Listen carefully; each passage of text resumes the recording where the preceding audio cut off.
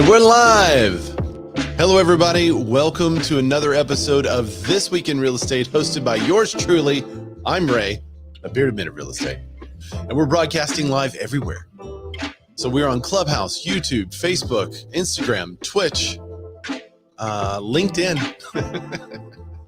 So thanks everyone for joining the show from wherever in the world you are. And if you're on YouTube, you can comment. I can talk about you, or I can talk about your comment. There's Scap checking in. What's up, buddy? He's also in Clubhouse. Hillary's here. What's up, Hillary? She's in Clubhouse too. If you're in Clubhouse, you can actually add your voice to the podcast. So you can just chime in. And the audio is a little bit weird there, but that's the way to call it. If you want to call in, that's how you call it. Living in Columbia, SC. Oh, wait, there you go. She said, good afternoon from South Carolina. What's up? How you doing? This is Courtney. I think it's Courtney. Janice Fleming, Ohio Real Estate. Hi, Ray. Hi, Jen. I have something very special for you guys off the top of the show. But today, we have a ton to talk about. Big Zillow news, big Redfin news. Redfin actually came out yesterday. Zillow was last week on Thursday. We're going to be talking about that. We're also going to be talking about the Florida real estate. What is going on in Florida real estate? Trying to get rid of their Florida Real Estate Commission? Is that possible? What's happening? So we'll be talking about that. All you Florida agents, I want you to chime in on that one for sure. But this is episode 313 of This Week in Real Estate, broadcast live Wednesday, March 16th, 2025. And I can't wait to get started. Denise Hart, realtor. She says, Denise Hart, Northern New Jersey, Sussex County. What's up, Denise? Thanks for checking in on the YouTubes. A lot of YouTube comments today. Not very many comments on the other, but that's fine.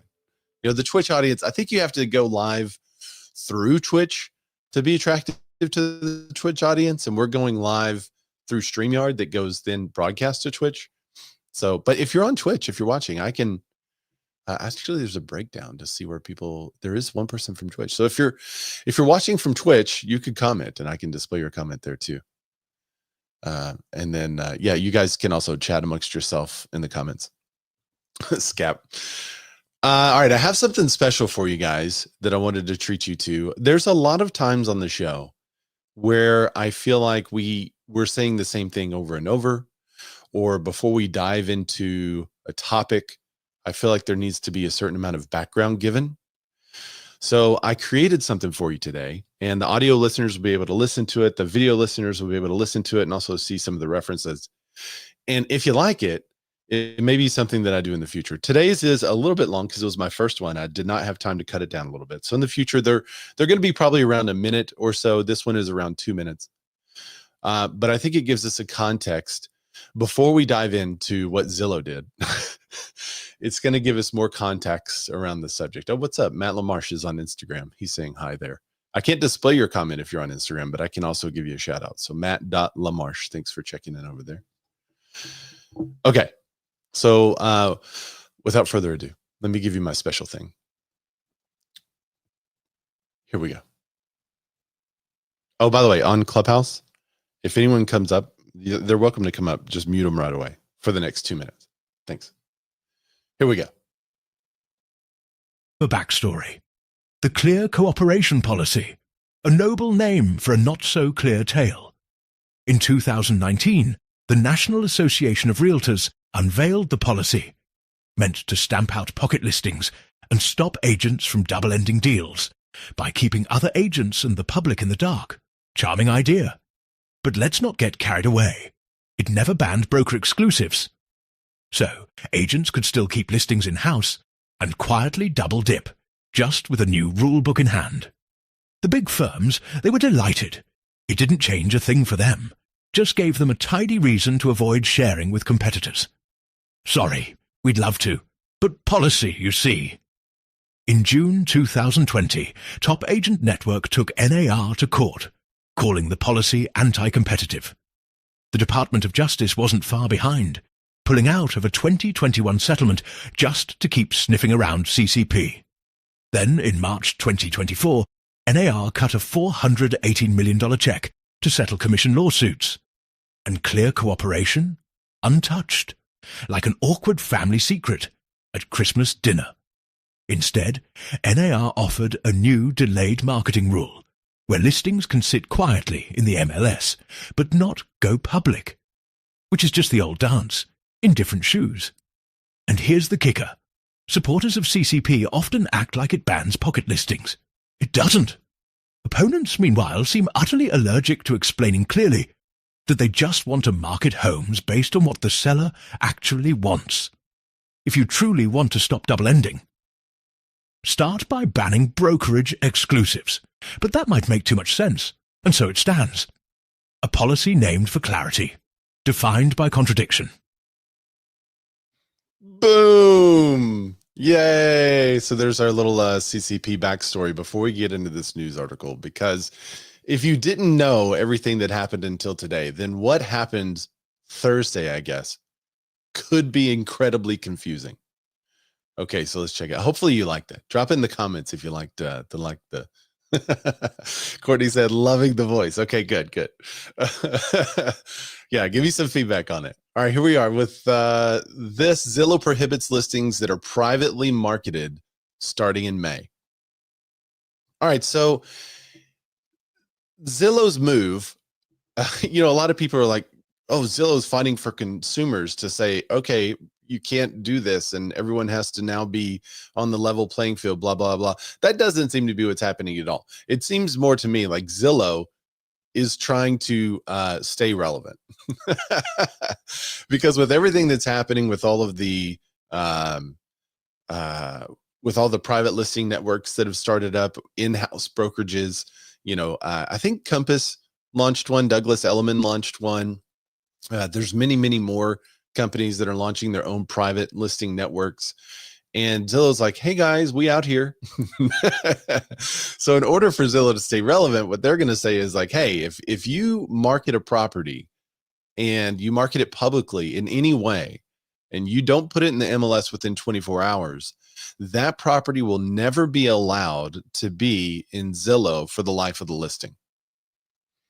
Now, there's a ton of questions around this, but they're trying to show support for the clear cooperation policy by making it part of their business model. Zillow is the largest search portal. It will move to permanently prohibit listings that fail to be added in the MLS within 24 hours of being publicly marketed, a defiant new standard that could immediately impact future of listings as brokerages rush to launch their own private networks. Now, ironically, I don't think this is talking about the private networks. A listing marketed to by any buyer must be available to every buyer, is what they said in their announcement.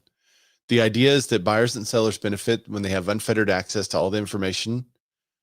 You're going to need to make a choice in how you want to market your listing. Zillow executives said listings that do not meet its standards, those that are not listed in the MLS within 24 hours of public marketing, won't be published on the Zillow for the life of the listing. The standards are intended to ensure consumers and agents have equal and timely access to listing information by supporting and protecting more an open competitive housing market.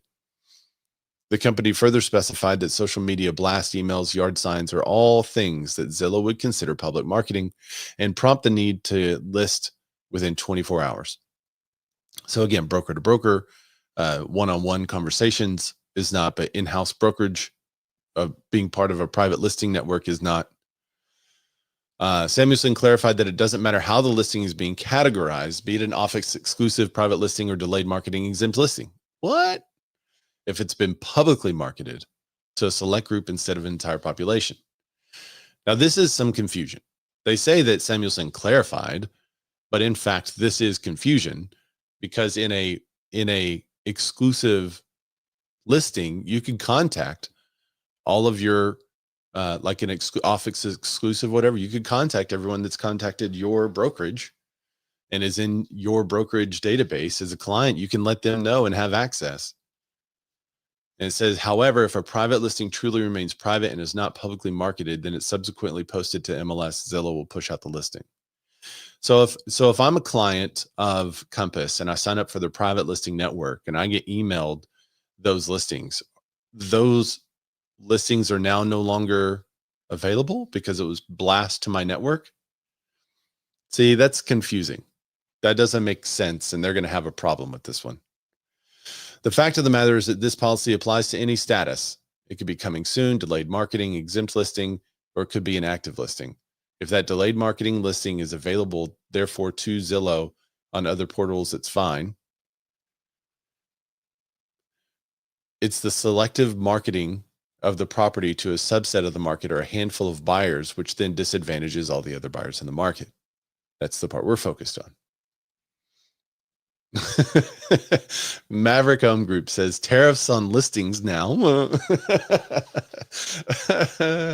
LaMarche is also on the YouTubes lurking, and living in Columbia, South Carolina says the English accent definitely shows the sass and sarcasm. Okay, good. We'll keep it. I'll do another one. We'll do another one explaining a backstory. I thought that one was good, but a little long. And if you're watching this, can I be your voice manager?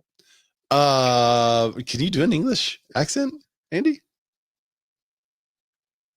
I need to be your manager for your voice acting. We need more of this. It reminded me a little bit of like Sean Connery. Yeah. David, I was going for David Attenborough, a little David Attenborough kind of feel to it. Yeah. Okay. Let's see. EXP Realty, which has long advocated for industry transparency, has vowed to support Zillow's commitment to clear cooperation, which stipulates the listing must be placed on MLS within 24 hours of publicly marketed.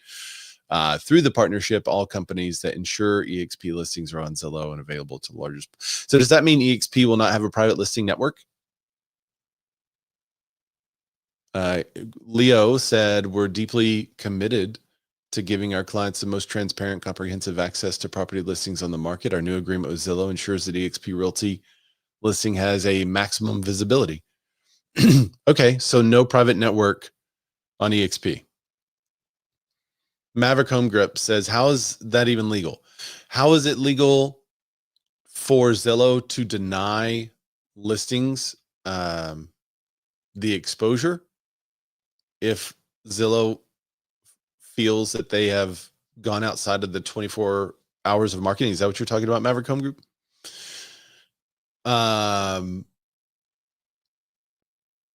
Immediately after NAR announced its determination to retain its clear cooperation policy, Samuelson released a statement saying that the ruling reinforced Zillow's own stance on listing transparency. It's simple. Sellers want exposure and buyers deserve access. Okay. Samuelson, but what about a seller that doesn't want that kind of exposure? What about a seller that doesn't want photos of their home on the internet, but they do want to be emailed to a subset of buyers? Now you're saying sellers don't have that option? They don't have that choice? Yeah, go ahead. Let me throw this thing. It just popped in my head. Let's go back 10 or 12 years. Okay. I think it was about 12 years. When NAR sold off our namesake website, Realtor.com. Yeah. And they kept, at this point, we could have been aligning that with, the Big Z and Redfin and all of them, bigger websites. We could have been battling it out because Realtor.com could have essentially become a quote unquote national MLS, right? Yeah, there'd be reciprocity with brokers and everything and sharing it everywhere. But I think that this could be a much different conversation. Yeah, it'd still be Realtor, you'd still have fair cooperation, but this could be a completely different conversation where you could have a quote unquote private listing or a brokerage, but it would still get exposure nationally because initially it can only go to that bridge leads, but it can go across the nation a lot easier. Or if it was a coming soon or something to that aspect. I think this could be a completely different argument or different deal had a website that was looked at as a national MLS that was actually tied to Realtors and MLSs to begin with. Well, I mean, it's well known that every year I predict the existence of a national MLS because I think that's the only way that National Association of Realtors maintains relevance. They are the ones that control all the MLSs and the boards. They're the ones that control the data. And if they were to put together a unified way to present data, no matter the property style type or whatever, and then they were to send that out to all the MLSs and say, all right, y'all input it this way. We'll work with you, together with you, to create this national MLS. So you can still have your little local board and you can still have your little local MLS fees, but that all goes into a national database and is featured on a website, which then just promotes that listing agent. It doesn't promote any other agents. There's no other leads given. Then I think that's the ticket to keeping NAR relevant. Well, now I don't know that that's fully true, because you have, due to Clear Cooperation and their carve out for brokerage exclusives, now in order to get access to all the listings, due to Clear Cooperation, I, as a buyer, need to be a member of, Douglas Elliman's search. I need to be a member included in Compass. I need to be a member of whatever other private networks are going to be out there.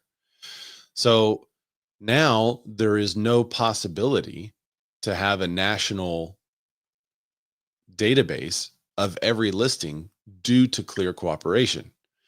Now, could they change the rule and say you can put it into the website and hold it behind the scenes somehow? I mean, that just gets really confusing. Ultimately, I think the whole thing needs to be done away with. I still support Refkin's original claim that because of Clear Cooperation, you have more double in deals by the same brokerage. You have more people keeping stuff exclusively and off the market.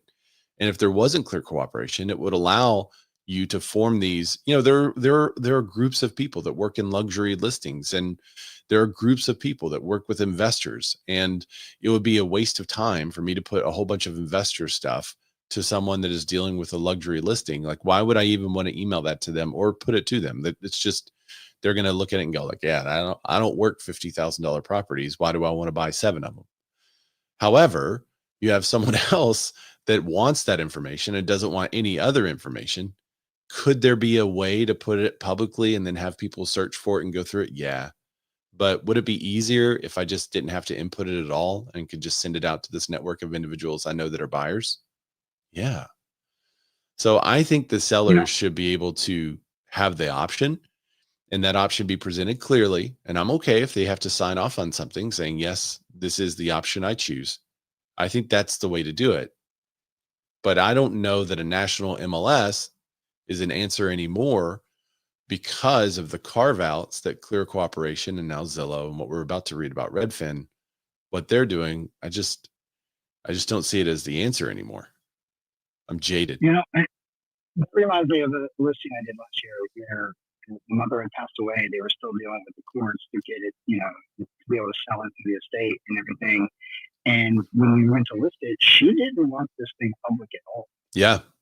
So I had to come up with this stipulation in the listing agreement that we would leave it off market and that we would network this out to investor type buyers. And I mean, we did, but we were not being purchased by the neighbor because they were trying to, build up a portfolio. Because they had the house next door as well. But it was one of those things, like, she's like, the house is not in that great a condition. There's a bunch of stuff everywhere. It's been a tough ordeal because of mother passing suddenly. And she didn't want it out there in the public. So we did.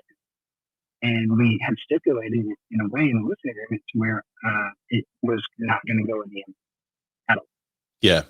So I mean, I don't even know if that's allowed. That's the question I have, is if I have a seller that wants to do that, can I put that in the listing agreement? And is that actually still allowed? I'm confused about that. So we'll see. I see you over there on Twitch, by the way. You're still watching. I appreciate it. You can comment. I can display your comment. I'd love for you to do that. Okay. Let's go to the next article because it's kind of the same song, different verse. Redfin to follow Zillow as it rolls out the portal ban on some private listings. This photo that they used of Glenn Kelman is probably 20 or 30 years old. But the article is from today. When I saw the headline and the photo, I thought, well, that's an old article. But no, it's just the photo they chose to use.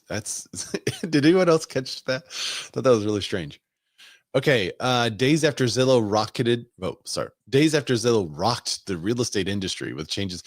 This sensational. They did not rock the real estate industry. I think all the real estate agents saw that and said, well, I mean, if I don't have it in the MLS within 24 hours, I'm going to get fined. That's more what I'm concerned about than what Zillow does. If you're a seller or an agent and are super concerned about Zillow not listing your property, you're not doing any marketing. I mean, we regularly beat Zillow's marketing by 10 times, sometimes 100 times what Zillow says their exposure numbers are. So if you're worried about Zillow not listing a property, you're already scraping the bottom of the barrel as far as service models go. All right, let's continue. Days after Zillow rocked the real estate industry with changes to its rules on private listings, Redfin followed suit with a ban on listings that don't begin on a multiple listing service. The 2-paragraph announcement, which also calls on multiple listing services to create a coming soon designation for listings that would conceal days on market and historical pricing data from consumers, is the latest twist to come as a result of an adjustment to NAR's clear cooperation policy last month. Because we believe that all buyers should be able to see all listings, Redfin.com will not publish any listings that have been publicly marketed before being shared with all real estate websites via the MLS. To encourage home sellers to market their listings via the MLS, Redfin also is asking MLSs to create a coming soon designation for listings that precludes search sites from showing how long the home has been on sale and for what price. I mean, if it's coming soon and it's not listed on the market, but it's listed in the MLS, should it have days on market? What's up, Eureka? Eureka C says, what do you mean allowed? We sell things off market when sellers request it. Well, so currently, Eureka, if you're not putting that listing into the MLS within 24 hours of being marketed publicly, and they define that as an email blast, putting something online, like if you put the home on your Facebook page, if you put a sign in the yard, then they would consider that publicly marketing the property. And if you don't have it in the MLS, but in 24 hours of, quote, marketing it publicly, you are in violation of the clear cooperation policy. And now Zillow, should you choose to market it in a traditional manner, would not display that listing on their website or Redfin now. So that's the rule for the life of that listing. That's the rule. So that's why I said I don't know if you're allowed due to clear cooperation. Now, can you completely keep it off the MLS and completely keep it private and never market it publicly? Yes, that appears to be okay to do. But the minute you, quote, market it publicly, you're in violation. Yes, Eureka says we don't do anything like that for off markets. It's very private. I have people that don't want to be fully off. They don't want to be listed on Zillow, Redfin, or any of those search portals, but they do want to be on our website. They do want to be marketed exclusively through us. They just don't want all the information and their home photos and stuff like that being on Zillow for the life of, well, beyond them having it listed, which it's only been it's not like been a lot. There's been 2 clients in my career that have asked for something like that. And I just have had to tell them that I can't do that because it was after 2019 in clear cooperation. But there could be unique requests from sellers, which is Compass's thing. We should be able to do it whatever we want to. Maverick Home Group brings up a wonderful juxtaposition, contradiction. Zillow has for sale by owner listings. So are they going to share their for sale by owner listings with the MLSs? Zillow does have for sale by owner listings that are not included in the MLS. So by their own new policy, they will not be able to market those properties for the life of the listing. Right? No, I'm sure it's just for agents. Okay. Other brokerages have moved to align themselves in favor against Zillow's new policy. EXP, Next Home announced they supported the decision. Compass, App Properties, and others said they were opposed. Some opponents suggested Zillow was attempting to preserve its pipeline of leads that it generates through its platforms to sell to agents. Kelman said Redfin, which is set to be acquired by Rocket Companies, would advocate MLSs to create a new designation. All right, we've already talked about all this stuff. So what do consumer advocates think of this? Well, they're not excited about it. Consumer advocate behind Moehrl lauds new private listings rule. Wait a minute. I thought this was supposed to be for consumers. Now you're telling me that consumers may not like it? Other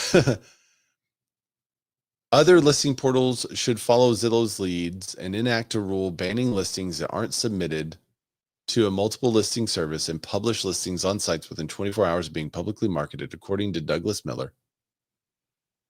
Oh, wait, maybe I misunderstood. They laud the new rule. Oh, okay. That is not how I was. So they praise it. Okay. That's my misunderstanding. So stupid. Miller is also the initiator for the first major antitrust lawsuit challenging the U.S. commission structure. This is what I was thinking. 2019, known as Moehrl. Moehrl was the big lawsuit that started the whole thing. Zillow's decision to limit private listing networks is not just a policy tweak, but a stand for consumer protection and market transparency, unless you're a consumer that doesn't want your property listed on Zillow. For those consumers, it's not. But for buyers wanting to see all the properties, it is. For too long, the real estate industry has allowed dominant brokers to game the system with impunity. It's a rare moment of alignment between tech platform and legal reformers such as consumer advocates. Wait a minute. It still allows brokerages to have private networks. Both of these rules still allows brokerages to have private networks and for big brokers to dominate and game the system. There's literally no change. According to CAARE, Zillow's new rule helps thwart private listing networks. Properties marketed internally by a brokerage to a limited group of agents. It does not. Where in the Zillow announcement does it say that you couldn't be on a private listing network within that brokerage? That's a brokerage exclusive. I didn't see that in the Zillow announcement. Let me go back to it.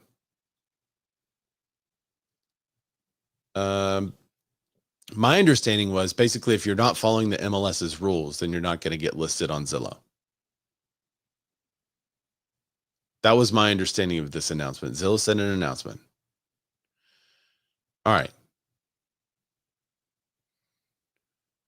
When a listing is publicly marketed to consumers, whether it's through a sign in the yard, Instagram post, or brokerage website, behind the lure of exclusive inventory behind a consumer. Oh, so it does say behind a consumer login. It must be submitted to multiple listing services within 1 day. That's not true. A private listing network is still allowed under the current rules. Oh, so you do have to submit it to the MLS as a brokerage exclusive? I don't think that's the rule. I'm going back to the rules. Hang on. I'm getting there. Let's look at the rules. All right. Within 1 business day of marketing a property to the public, the listing broker must submit the listing to the MLS for cooperation with MLS participants. Public marketing includes, but is not limited to, flyers displayed in windows, yard signs, digital marketing on public-facing websites, brokerage website displays, including IDX and VOW, which is not the private listing network, digital communications marketing, email blast, multi-brokerage listing and sharing networks, and applications available to the general public. Note, exclusive listing information required by property types must be filed and distributed. Let's see. Exempt listings. If the seller refuses to permit the listing to be disseminated by the service, the participant may take it off of the listing. It's an office exclusive. Such listing shall be filed with the service, but is not disseminated to the participants. Filing a listing should be accompanied by a certification signed by the seller that says it does not desire the listing to be disseminated by the service. Okay. So what this doesn't make sense then what Zillow is saying. A listing, I'm going back to Zillow's, this is Zillow's former announcement. It must be submitted to the MLS within 1 day and published on Zillow. But that's not what the MLS rule is. This is consistent with NAR's clear cooperation policy. It's not. A exclusive inventory behind a consumer login is not based on the NAR's rules considered marketing publicly. It's considered a brokerage exclusive, and it's only available to the clients within that brokerage and agents within that brokerage.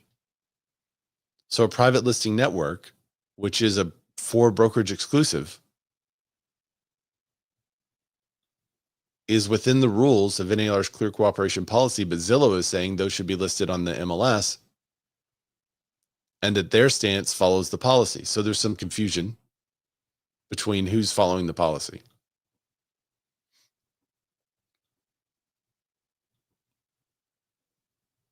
I don't see if a seller refuses to permit the listing to be disseminated by the service, it may be taken off of the listing. It's an office exclusive. So they could disseminate it within their own office to their own clients, but they still have to file something with the MLS saying that here's a property we have listed, but they don't want to be a part of your MLS. Okay. What am I missing? I feel like I'm missing something, but I'm reading the rule and I'm reading what Zillow says, and they're in opposition, but Zillow is saying that they're following the rule. I don't understand. That doesn't make sense to me. So quite a bit of confusion stemming from this. And then Redfin's following suit saying, yeah, us too. All right. All right. Rest assured, if Zillow does not block your listing, it will be seen on homes.com. Andy Florence with the retort. Homes.com has sought to distinguish itself from Zillow and Redfin's policies with CoStar. Andy Florence saying in a post over the weekend that Zillow's policy update is an incredible move of audacity and a pure power play of epic proportion. So rest assured, it will be on homes.com. Which, I mean, that's what I said. On Thursday, I released a video saying that Zillow admitted that not all properties would be on their website anymore. And then I basically said it will be on our site. So if you want to see all properties, go to my website. I mean, that's a huge carve out now that allows somebody in.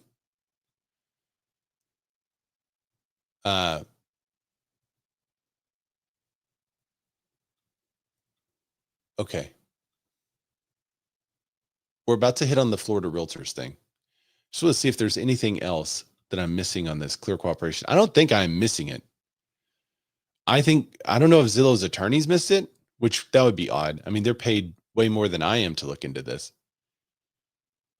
But they're saying a private listing network that is behind a login, they're considering that. Zillow is considering that marketing publicly, but I don't think MLSs are considering that marketed publicly. So there needs to be a more clear definition of what public marketing of listings is, or else Zillow is going to get sued for not sharing listings when they should. Terry Petto says, so an article said today that Zillow could post if you change agents. Agent 1 will get the house ready for sale, and Zillow will not post it. Seller can cancel the listing, and agent 2 will get it on Zillow. So you're saying, Terry, that if every office had a paperwork person at the front of the office, and that paperwork person had an active license, then every agent could turn into their office. I just say, she says that is sneaky. Well, every agent could turn into their office the paperwork, and that person puts their name on it, lists the property, does all the exclusive stuff that they want to do, and then cancels that listing. Then the agent that turned in the paperwork originally picks up the listing, signs it, and that would be a way around Zillow and Redfin's policy of not displaying that for the life of the listing. Is that what you're saying, Terry?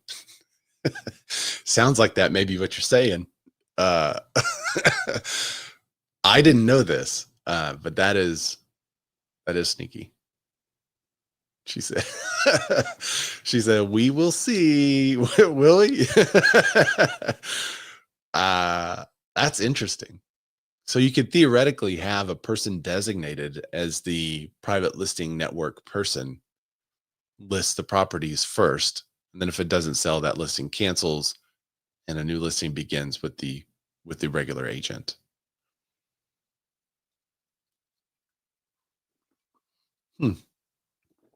Interesting. Okay. All right, so that was a little confusing.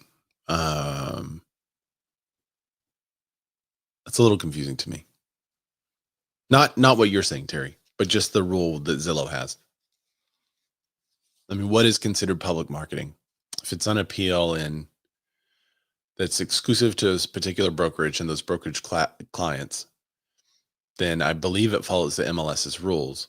And yet Zillow is saying those are the properties that will not be displayed. Now, here's another question, kind of a side question. How might change for who pays for photos and staging? Yeah, I mean, so that gets into my next question, Terry. How are they going to police this? I mean, are they going to become an enforcement arm for NAR's rules? This is ridiculous. How are they going to find these properties? How are they, once they find the properties, how are they going to prove it? I just see them getting enthralled in lawsuits, but in reality, I think this policy is a policy they're going to have on paper and never enforce. It's not going to happen. They're just not going to make that enemies like that. I'm sure right now they're probably getting called from a lot of flex teams that have luxury clients and clients that want to be included in a private listing network within their brokerage, but don't want to be listed on Zillow. So they really wouldn't care. But if something changes and they need to market it on Zillow because it's not selling in the private network, then they can open that option up later. I'm sure they're getting calls right now from those clients that they have that they make a ton of money off of, like $400 million a year or something crazy. And those agents are probably letting them have it. So I think this is a rule that they're going to have in place and never enforce. It's almost impossible to enforce. I mean, there's not going to be a Zillow employee driving down my street and see a sign that I have without putting the property in the market within 24 hours. That's not going to happen. And who is another agent in the marketplace going to call and tell Zillow on me? Like, you can't even get through to their customer support. How are you going to get through to the agent tattletale line? That's not going to happen. See something, say something, call 1-800-ZILLOW-BAN to get your competitor's property banned from Zillow. All right. Let's talk about Florida. Andy, you still with me? Yeah. All right. This property was given to us by Mr. Andy, or this property. This article was given to us by Mr. Andy. and it's a doozy. And I read a lot about it and still don't really know why it's happening. So, Florida Realtors do not abolish the Florida Real Estate Commission. What? Week 6 legislative session surprise, realtors object to a 389 amendment that abolishes the Florida Real Estate Commission. Tallahassee, Florida, a second Florida House Committee advanced House Bill 1461 on Tuesday, which would eliminate nearly all boards and commissions that regulate professions under the Florida Department of Business and Professional Regulation, DBPR. This change would include the Florida Real Estate Commission, which is responsible for regulating real estate profession in the state. Florida Realtors 2025 President Tim Weischer traveled to Tallahassee to speak on opposition of the bill. We're talking about the largest financial investment that families make in their lives, their homes, their place they build their wealth, and something that we know is really important in the fabric and fiber of every single community. We understand that the intent of the bill and what the state is trying to do with deregulation, but we do truly believe that real estate is one of those that should be preserved. The Florida Real Estate Commission should stand. The bill filed on February 28th did not originally propose eliminating the FREC. However, a 389-page amendment filed April 7th added that provision.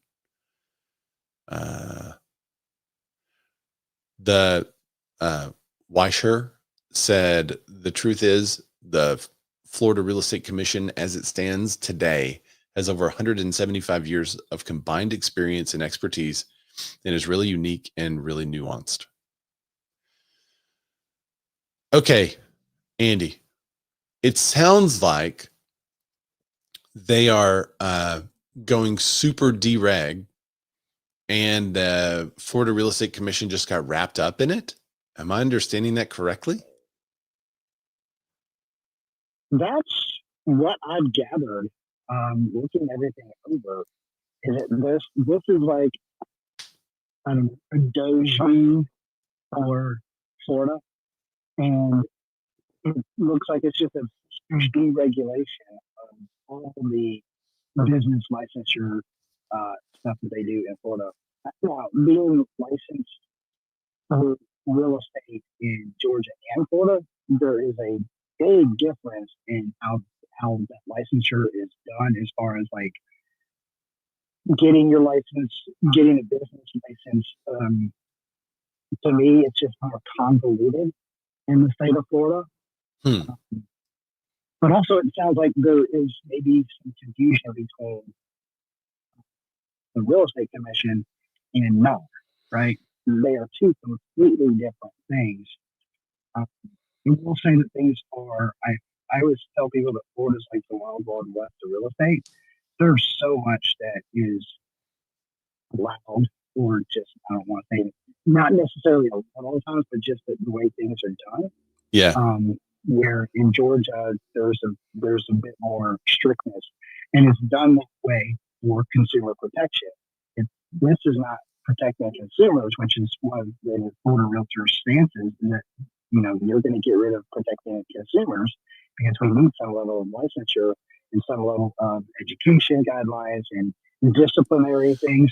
A lot of the stuff that they're talking about is going to be folded into a broader group, but in the end, if that broader group doesn't understand how real estate is supposed to happen or how it works, beyond just the black and white laws within the state, then that becomes something that where people could get away with, agents could get away with doing more and not necessarily protecting the consumer out there. I would say in the state of Florida, you would probably want to be a bit more strict than actually loosening things up. But that's just my personal opinion when it comes to professionalism, the difference of professionalism between the two states.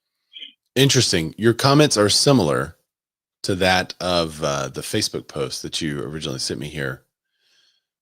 Pat Kavanaugh said, keep FREC, get rid of NAR. They're stealing money for unnecessary travel parties and slush funds. Debbie Callahan says, if you're a full-timer, you understand, keep FREC, get rid of NAR. Someone said, how is Tony Stacy, TONI says, how is less regulation of real estate good for Florida going to improve upholding realtor ethics and standards? Kind of what you said. Do not do away with FREC. We already have issues with real estate agents being ethical and professional. I mean, a lot of them. I'm legit curious here for those of you that voted the way you did. Do you have a current Congress? Explain to me how this is a good thing. Some say it'll be a disaster.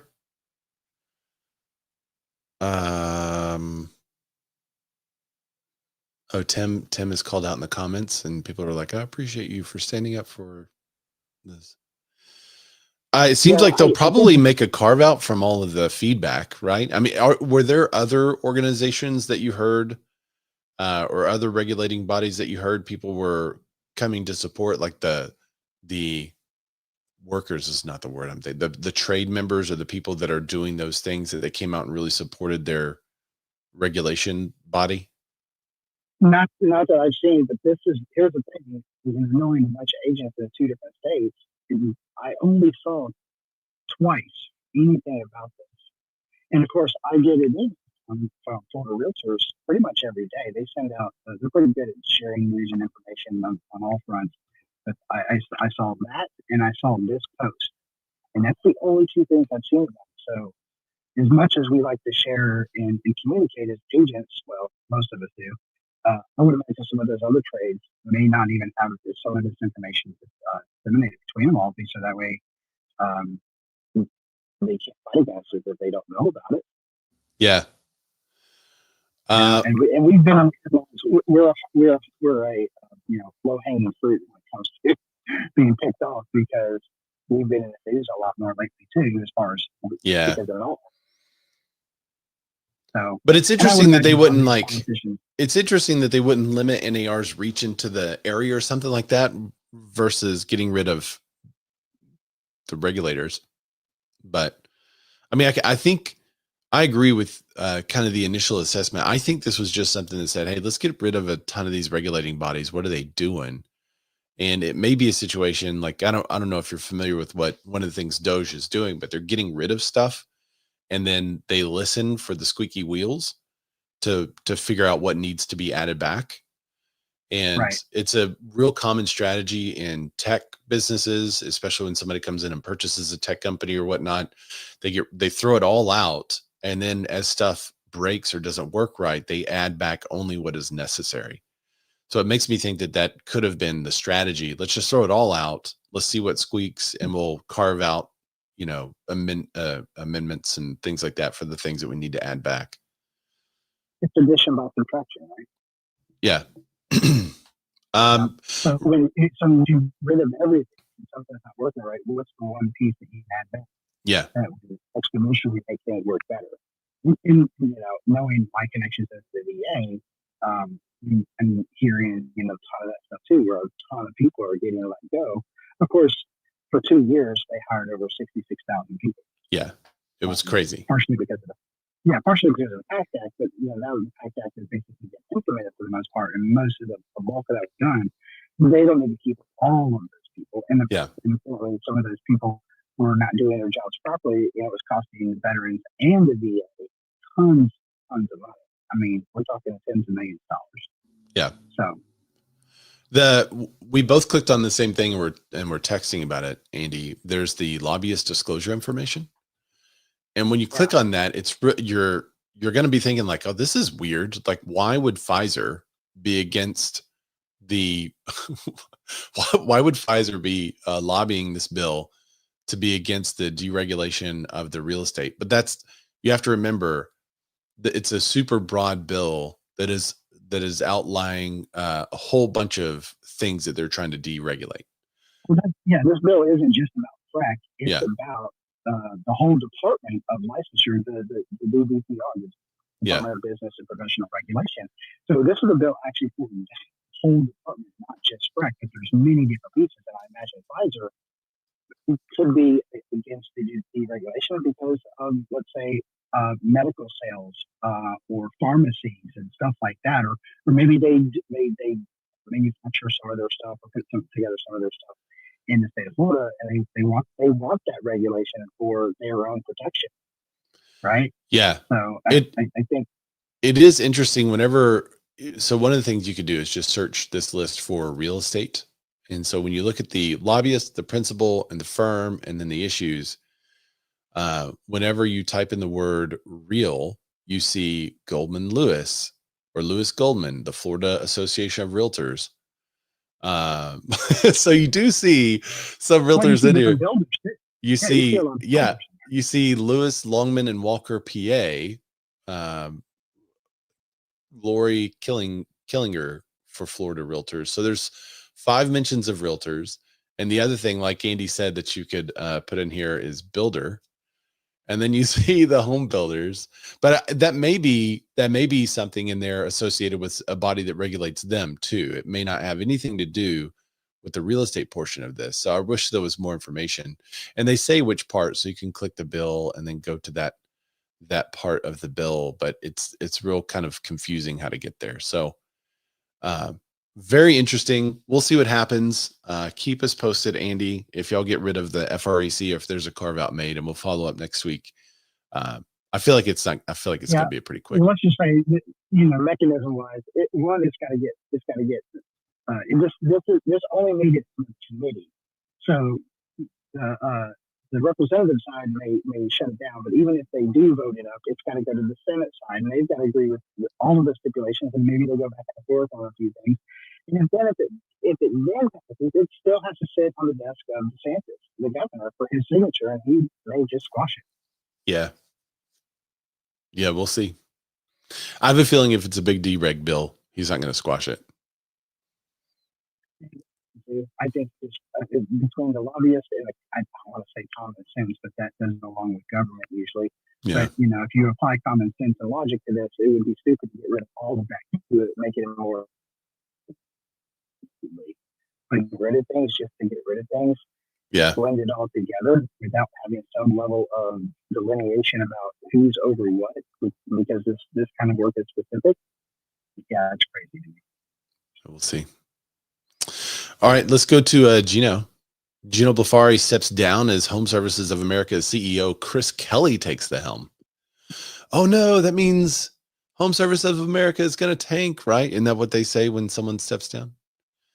HomeServices of America, a leading real estate brokerage of home ownership services under the Berkshire Hathaway umbrella, is entered a new chapter. Gino, who has served as president CEO of since 2019, is stepping down from the top role effective immediately. He will now serve as chairman emeritus, continuing in its strategic advisory capacity. Chris Kelly's taken the reins, the company's executive vice president, longtime HomeServices insider, who's ranking executive in this year's Real Estate Almanac. So it's a change. I think a lot of folks kind of saw some of these changes at the top levels coming after lawsuits kind of shook out.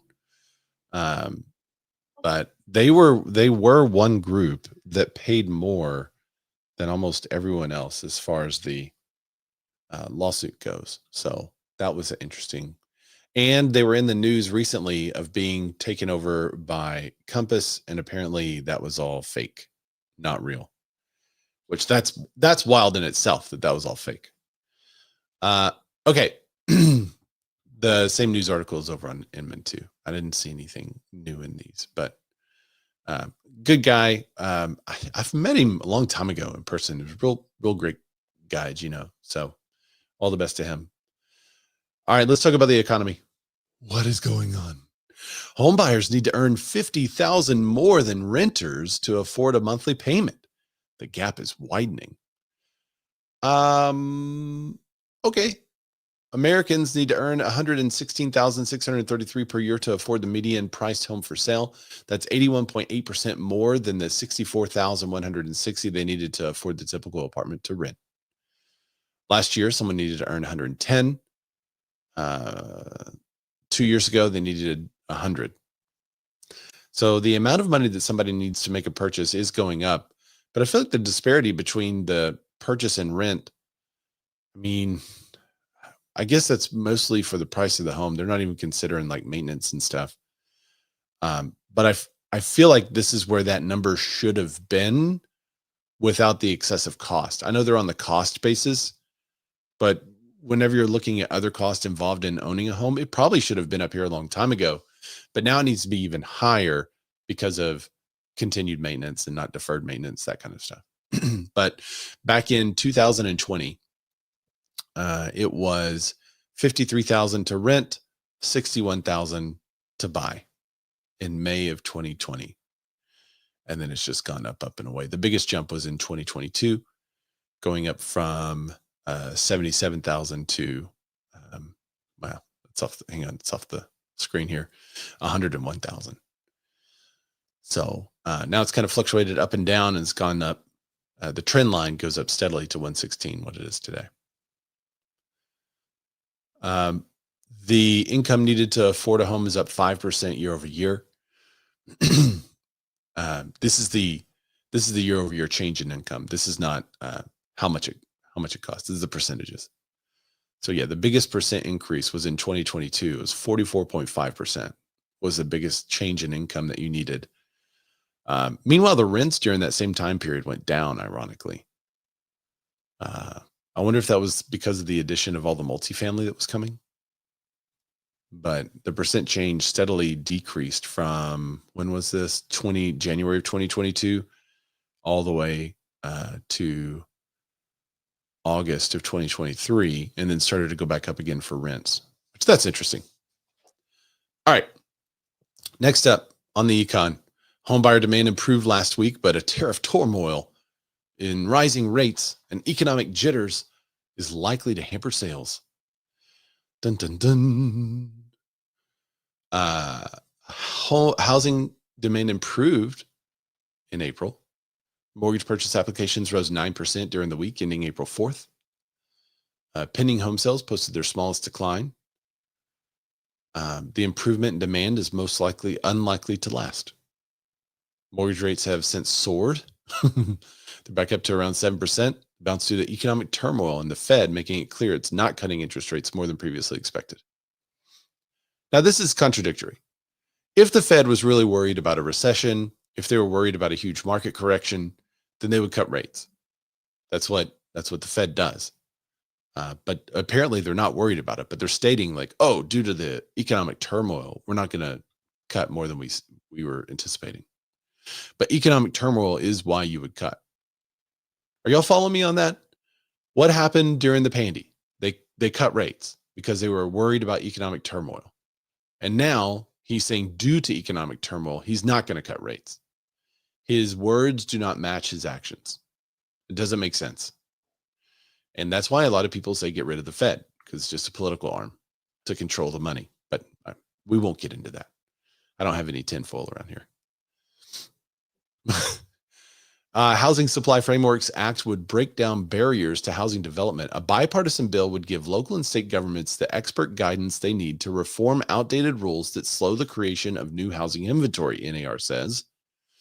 The Housing Supply Framework Act, introduced by in the Senate by Senator Lisa Blunt Rochester and John Fetterman and Mike Crapo. It's probably not Crapo. It's probably Crapo. And Tom Tillis. And in the House by Reps Brittany Peterson and Mike Flood. They offer a framework for state and local governments to modernize outdated zoning with land use regulations that hinder new housing development. This is a quote from Rep. Flood. The rising cost of housing is putting the American dream out of reach for working families across our country.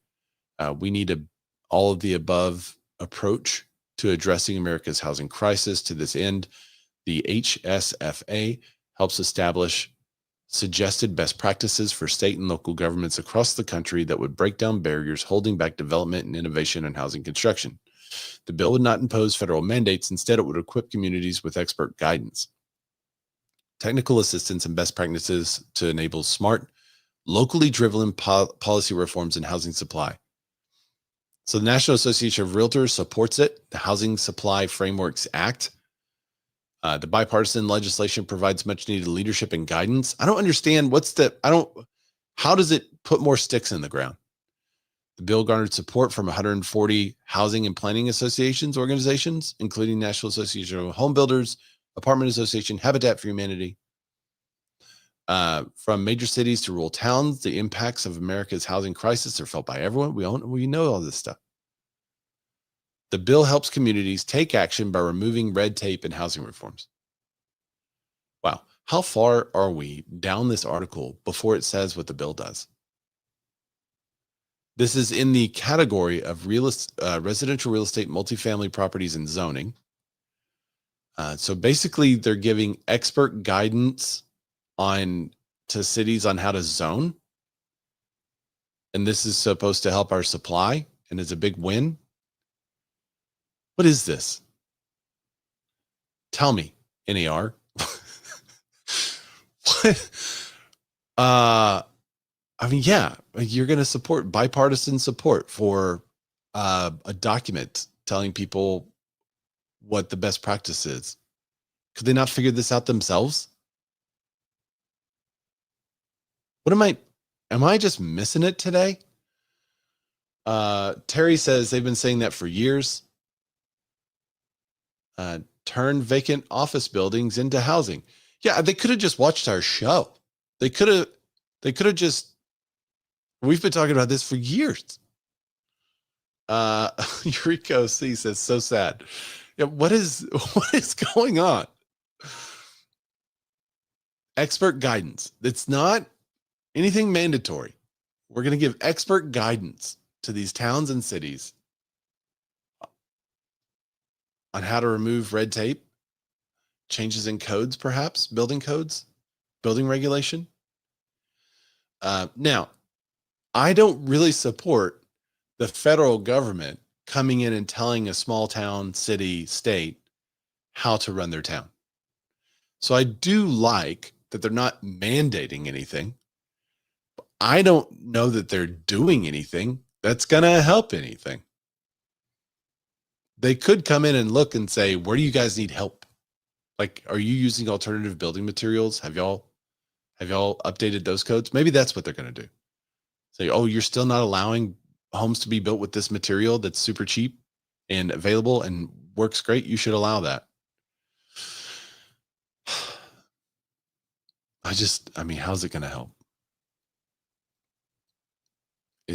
It seems like it's something that makes constituents and RPAC contributors think that these organizations are working on their behalf, when I want to see that it's actually working on our behalf. I would like a copy of the guidance given about red tape. Send it to me. Ray Zorback on Instagram. RAYZORBACK.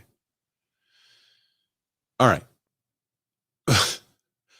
Homebuyers rush to risky loans as tariff turmoil pushes interest rates higher. Mortgage rates jumped to the highest level since February last week, dampening overall demand. Total mortgage application volume fell 8.5% last week compared with the previous week. The average contract interest rate for a 30-year fixed with conforming loan balance of 806, 500 or less, increased to 6.81% from 6.61%. Applications to purchase a home dropped 5% for the week and were 13% higher than the same week a year ago. So it was higher year over year, just lower weekly due to the up and down of the rate. Economic uncertainty and the volatility of rates is likely to make at least some prospective buyers more hesitant to move forward with a purchase, said Mike Frantantoni, Senior Vice President and Chief Economist at the Mortgage Bankers Association. Well, if you're wondering where these tariffs are going to have the biggest impact, I thought this was a very helpful article and a very helpful map. So this surprising state is the most reliant on imports. What tariff could mean for its housing market. So here is the map. I'll just get here. Foreign imports as a share of state global domestic product or gross domestic product. Kentucky's economy is more reliant on imports than any other state, with pharmaceutical products, auto parts, and semiconductors among the top import sectors in the bluegrass state. That's super surprising to me. Kentucky, they're at 32%. Tennessee is at 22%. What? While other states may have numerically larger foreign trade accounts, Kentucky's relatively small economy means they account for the highest share of its GDP of any state. However, due to the reliance on imports, the Blue-Grass state is especially vulnerable to economic disruption from a trade war. Trump's tariff policies have evolved quickly. No joke. The NER highlights several other states that are particularly reliant on international trade, including Texas. I feel, Texas at 15%. California is only at 12%. That's also surprising to me. I always felt like the coastal states, this is just, because the way your brain's like, well, if you're relying on imports, you must be on the coast. Right. But all that stuff comes in obviously, but if you just think about it very quickly and don't put much thought into it, then you're going to think, oh yeah, obviously, but that's not necessarily it. But Arkansas is only at 4%, which that also surprised me. But we have a huge export market, so we send out a lot of stuff. I think we're the #1 producer of rice in the world, so we send all that stuff to the US and foreign countries. So it'll be interesting. I'm curious to know about the export market, because didn't everyone say that if we tariff then that affects us, but the tariffs are on our exports? So wouldn't that affect, for instance, if Japan imports a lot of our rice, then wouldn't that affect Japan, or would it affect us here? Because you can't have it both ways, right? It's got to be one way or the other. So wouldn't that increase the money to this area? Maybe. I don't know. Who knows? Other states that are slightly reliant on, historic home price performance in trade reliant states. So the NAR reports and notes that over the last 30 years, home prices have risen more slowly in the states that are highly reliant on international trade when compared with states that have a low trade reliance.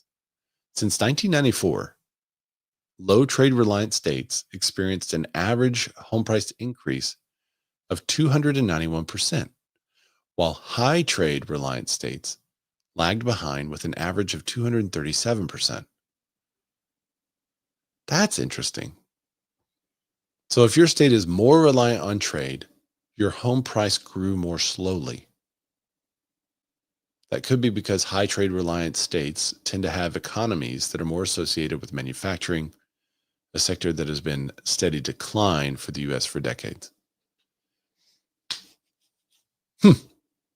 States that led in home price growth were often those with rapid job growth in tech services, high levels of domestic migration, and limited housing supply or zoning constraints. That makes a lot of sense. You can't build here. So it's a very limited supply. So naturally home prices are going to go up, versus some of these Western states that are just like big, giant fields called a state. You can build anywhere you want. All right. Last but not least today, builder confidence levels indicate a slow start for the spring housing season. Growing economic uncertainty stemming from tariff concerns and elevated building material costs kept builder sentiment in negative territory in April, despite a modest bump in confidence, likely due to slight retreat in mortgage interest rates in recent weeks. Builder confidence in the market for newly single-family homes was 40 in April, edging up 1 point from March, according to the National Association of Home Builders. NAHB Chairman Buddy Hughes, a home builder and developer from Lexington, North Carolina, said a recent dip in mortgage rates may have pushed buyers off the fence in March, helping builders with sales activity. At the same time, builders have expressed growing uncertainty over market conditions as tariffs have increased price volatility for building materials at a time when the industry continues to grapple with labor shortages and the lack of buildable lots. So there you go. Builder sentiment. It's not great. Bart Tracy, Dallas Real Estate, says if Zillow has less homes to market, I would think that makes less leads for them to sell. No, I agree. Back on the topic of the clear cooperation and Zillow stance, Bart, because you're correct. I don't think this is going to be a huge number of properties, and I think they know that. So I do think it's a bit of grandstanding, where they're saying, like, kind of pounding their chest, saying, "Oh, we're going to make sure you follow the rules, because if you don't, now you can't put it on our website." But their rule is different, and I'm still waiting to hear about that. Their rule says if you're a member of a private listing network or brokerage exclusive, and the public has access to these brokerage exclusive properties through your broker, then you are also marketing publicly. And that is not in line with my understanding of what the MLS rule is. So if it is the latter, if they are only going by the MLS rule, then I think it's very few properties and it's going to have very limited impact, and they're just grandstanding. If it's the former, if it's all the private listing networks that we see launching and starting up, I think that's going to be quite a few properties, because most agents are going to put it in the private listing network until they have everything ready and all the photos ready and all that stuff. It may not be ready yet. They're just saying, "Hey guys, I have this property coming up. You guys should check it out. If you have anyone available and it's within our brokerage, go take a look." That's going to be on almost every private listing network. And if the public has access to that in some way to see those properties or to search for those properties, even if it's behind a login, apparently Zillow is going to keep those properties from hitting the market. And that could be quite a few. Hitting the market on their website, I should specify. So the retort, Bart, is exactly what Homes.com CEO said. Rest assured, your property will be on our website. And I think that's something that they can tell consumers too. And with a very fast ad, Zillow is not putting all properties on the website. We are. So if you want to search all the properties, go to our website. It's a very simple, easy retort. And I think Zillow could be in some trouble if they try to stick to their guns with it, personally. Terry says, so how do they look at coming soon? Yeah, big question. How do they look at coming soon? It is not clear in Zillow's statement what they believe to be quote unquote marketing publicly. So it's a little bit of a wait and see situation there. So, thanks everyone for joining us. That's all I've got for today. I'd love feedback at the very beginning of the show when we did the clear cooperation behind the scenes, not behind the scenes, like a backstory. I've got a couple of other backstories we can put in there too. Just whenever we cover these things, I can have that stuff played instead of going through it myself. So I'd love to know if you liked it or not. Send me some feedback at Razorback. That's RAYZORBACK. Over on Instagram is the best place to find me. And I will see y'all next week. Bye.